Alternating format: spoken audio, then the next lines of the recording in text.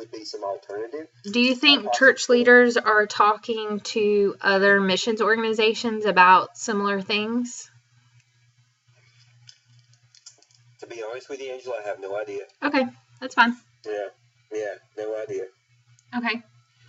So pretend you're trying to sell, quote unquote, sell Discovery Trips. What would be the top 3 selling features of it? I'll go back to what I was saying earlier. Yeah. It casts a better vision for how a church can be involved. It allows church leaders to see the ways that their church can impact the nations.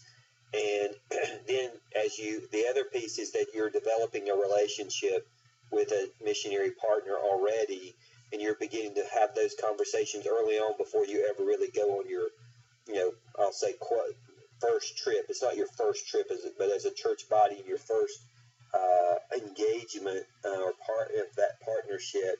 You can begin to put your strategies together, begin to see, knit those relationships and that partnership. I think one of I would say the most difficult piece of a partnership is building that relationship. Mm-hmm. Because to me, if Satan can, put anything in the midst to create chaos and dissension, he will. So I think one of the great advantages of a discovery trip is just to be able to begin to knit that relationship and that partnership more closely together. A lot of times, it doesn't happen often, I don't say a lot of time, but occasionally, or maybe even seldomly would be a better word, you can have a conflict of personalities, and you just realize as a church leader or as a missionary that we can both be very effective at what we do, but maybe partnering together is going to be our best option. Maybe if this church partners over here with this missionary, that's going to be more effective just because of personalities and the gift and talents of the church, or the way that the missionary team leads and so forth. So some of that can be a factor as well that you can begin to think through. Good. And I think from listening to you, you would say that the primary consumers are church leaders. Absolutely. Yeah. Okay. Yeah, because you have, and I would even go so far as to say, I really believe the pastor needs to be on the vision trip. I've rarely, I'm trying to think back through my experiences back on the field with Discovery Trips and here from this side, Angela, I'm not sure that I've ever seen a church become intentionally, strategically involved in a ministry after a Discovery Trip if the pastor has not been on that trip. Mm-hmm. So I would think he's a key cog on this trip. Okay, good. So are there any revenue streams related to Discovery Trips? And that doesn't have to be just a financial, like the IMB might not gain money financially, but benefits of partnerships and things like that. I do think, so I see some finance, and you say money streams, I'll just say revenue streams. I mean, obviously to me, giving increases in the church. Lottie Moon, Christmas Hour. I mean, it's across the board. I don't have numbers to back me up, but I know from a fact, just talking with pastors, that once they get, church members involved in overseas missions, that their giving increases to missions. Mm-hmm. And after their giving increases, then the other, to me, revenue stream would be that you have more people involved in overseas missions. You have more laborers going into the harvest field. And out of that, you even see people called. You know this fact that, and I don't know the stat, but I think it's like around 80, maybe more % of the people that go on on a overseas mission trip, they like feel called to service, something like that. More either short term or long. I don't remember the number, but it's I think well over half at least. So the revenue stream, increase giving in your church, increase giving to not only your offerings at church, but also to Lottie Moon for us, and then also you get increased people going to the field and more laborers in the harvest field. Yeah, good.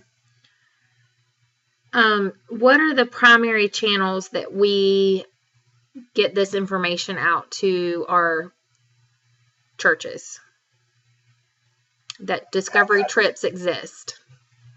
Oh, now that's a good question. So the way I do it is just through my current relationships and my current contacts. So India, for example, let's just say, okay, this is a good one.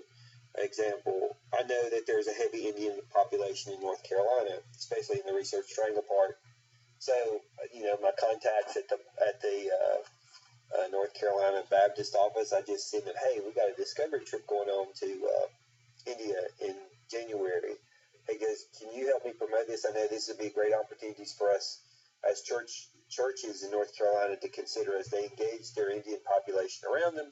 And what does it look like for them to go overseas? How does that fit into the whole vision thing? Does it, are we empowering our neighbors next door to go over with us? Are we empowering them to go without us? But to consider that, so it's basically through my relationships and contacts. That's the primary way I do discovery trips. I've never done it any other way, to be honest with you, Angela. If there were other ways, I wasn't aware of them. Okay. All right. What would you say the costs are to IMB for a discovery trip? Do we incur any cost, anything like that? Well, I mean, if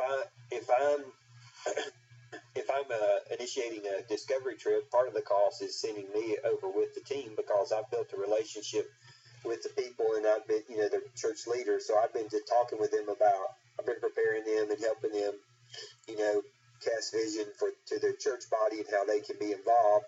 So, naturally I have those relationships I want to go over with them to continue that relationship and continue to just share with them and, point out opportunities and just ask questions, debrief and things like that with them.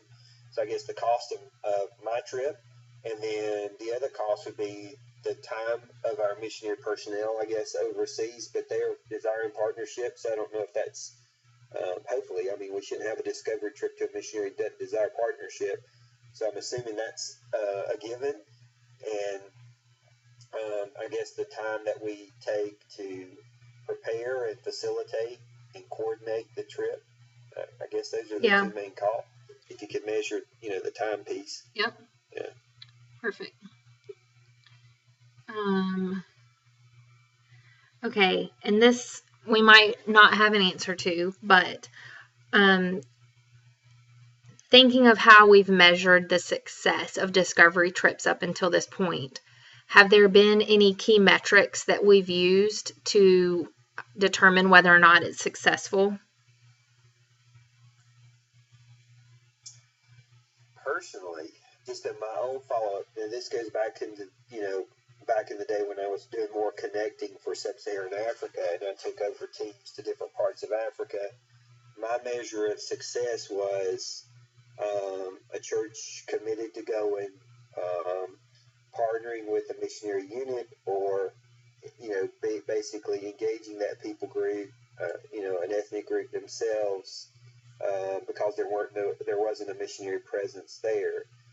So my metric was, did we basically, bottom line, are there more laborers in the harvest field as a result of this discovery trip? Mm-hmm. Okay. Now, that my thought has always been, and this is my own personal metric, as if one more one more gets to hear the gospel that hasn't heard before, then it was a success. That's kind of the way I've always looked at it. I know, we may have different measurements now, or will have, but I'm interested in getting the gospel to the people and discipleship and church planting out of the discovery trip. So, I guess I always looked at the negative side. Like if I took, and I'm trying to think if I have an example, but if I took a trip and, I come back and no one ended up partnering with those missionaries, and we spent, 10 days on the ground, roaming the countryside of a